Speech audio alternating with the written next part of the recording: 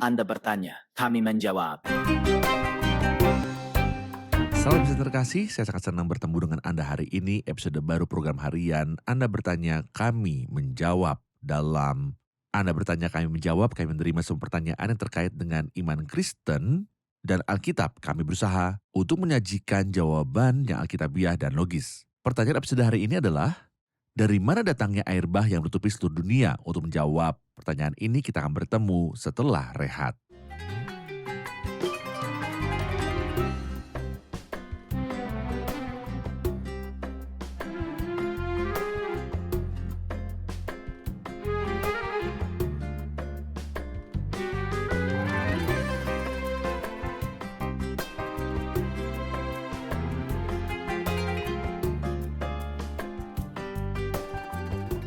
Pembicaraan tentang air bah dan peristiwa-peristiwa yang menyertainya menjadi subjek pertanyaan dari para sarjana dan juga para peneliti.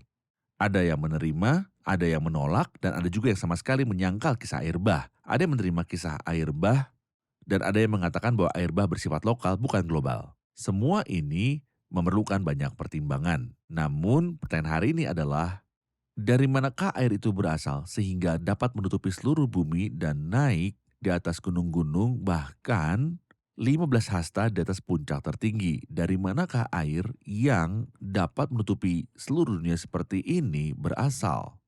Kita harus baca lagi apa yang dikatakan Alkitab dalam Kejadian 6 ayat 1 sampai dengan yang ke-8. Ketika manusia itu mulai bertambah banyak jumlahnya di muka bumi, dan bagi mereka lahir anak perempuan, maka anak-anak Allah melihat bahwa anak-anak perempuan manusia itu cantik-cantik, lalu mereka mengambil istri dari antara perempuan-perempuan itu siapa saja yang disukai mereka. Berfirmanlah Tuhan, rohku tidak akan selama-lamanya tinggal di dalam manusia karena manusia itu adalah daging. Tetapi umurnya akan 120 tahun saja. Ada waktu itu orang-orang raksasa ada di bumi. Dan juga pada waktu sesudahnya ketika anak Allah menghampiri anak-anak perempuan manusia dan perempuan-perempuan itu melahirkan anak bagi mereka, inilah orang-orang yang gagah perkasa di zaman purbakala, orang-orang yang kenamaan. Ketika dilihat Tuhan bahwa kejahatan manusia besar di bumi dan bahwa segala kecenderungan hatinya selalu membuahkan kejahatan semata-mata, maka menyesalah Tuhan bahwa ia telah menjadikan manusia di bumi dan hal itu memilukan hatinya. Berfirmanlah Tuhan, aku akan menghabiskan manusia yang telah kuciptakan di muka bumi, baik manusia maupun hewan dan binatang-binatang melata dan burung-burung di udara, sebab aku menyesal bahwa aku telah menjadikan mereka. Tetapi Nuh mendapat kasih karunia di mata Tuhan. Dari bagian Alkitab ini kita tahu bahwa dunia layak menerima penghakiman melalui air bah karena kefasikan dan kekerasan telah menyebar sehingga menuntut murka Tuhan terhadap dunia ini. Dan Tuhan tidak akan menghukum hanya satu kelompok atau satu kategori, tetapi seluruh bumi. Ia akan menghapus dari muka bumi segala bentuk kehidupan. Ia akan menghapus dari muka bumi manusia, hewan, binatang melata, dan juga segala sesuatu. Tentu saja agar Tuhan dapat melakukan hal ini, ia harus menutupi bumi dengan cukup air hingga menutupi puncak gunung-gunung. Apakah ada yang bisa memberitahu dari mana air itu berasal? Dari mana air itu datang? Mari kita baca kembali Kejadian 1 untuk melihat hari-hari penciptaan dan membaca bersama. Pada mulanya Allah menciptakan langit dan bumi. Bumi belum berbentuk dan kosong, gelap gulita, menutupi samudera raya dan roh Allah melayang-layang di atas permukaan air. Berfirmanlah Allah, jadilah terang, lalu terang itu jadi. Ini adalah hari pertama. Allah melihat bahwa terang itu baik, lalu dipisahkannya terang itu dari gelap. Ini hari pertama, mari kita lihat hari kedua. Berfirmanlah Allah, jadilah cakrawala. Di tengah segala air untuk memisahkan air dari air. Maka Allah menjadikan cakrawala dan ia memisahkan air yang ada di bawah cakrawala itu dari air yang ada di atasnya, dan jadilah demikian. Lalu Allah menamai cakrawala itu langit. Jadilah petang dan jadilah pagi, itulah hari kedua. Dan kita tidak membaca bahwa Tuhan melihat apa yang dia buat itu baik. Dia mengatakan demikian pada hari pertama dan pada hari keempat, kelima, dan keenam. Dia mengatakan bahwa sungguh amat baik. Tetapi pada hari kedua, kitab suci tidak memberitahukan bahwa Tuhan melihat bahwa apa yang dia buat itu baik. Mengapa? Karena pada hari itu, Tuhan menciptakan air di atas cakrawala dan air di bawah cakrawala. Ketika dia membuat cakrawala, dia memisahkan antara air di atas cakrawala dan air di bawahnya. Apa itu? Air di atas cakrawala. Kita tahu bahwa cakrawala adalah langit, yaitu atmosfer. Apakah ada air di atas atmosfer? Kitab suci menegaskan hal itu. Apakah ada air di bawah atmosfer? Tentu saja kitab suci mengatakan demikian, dan ada pemisah antara kedua air itu. air yang berada di atas cakrawala dan air yang berada di bawahnya. Pada hari air bah, bumi ditutupi oleh semua air, segala mata air samudra raya terbuka dan tiga-tiga pelangi terbuka.